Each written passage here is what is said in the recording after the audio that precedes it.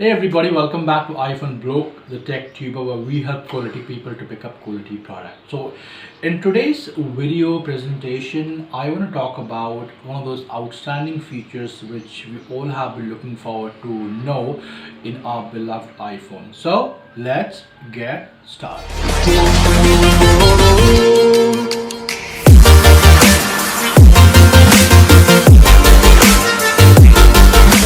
So as we discussed, we're going to talk about how to clear our RAM on our beloved iPhones, and as we just discussed in the presentation video itself, I did talk about some of the functions on every single iPhone. Now keep in mind, this is, remember, on all the iPhones, so in case if you want a good experience with context to fast speed, if you happen to have issues with any sort of booting or consistency, this should be able to solve it out. Right, so let's get started. The first thing first, what you have to do, you have to go and just click the power button.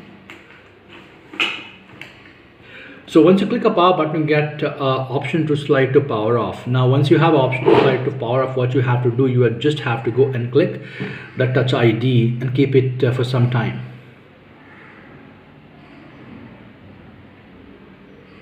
There you go.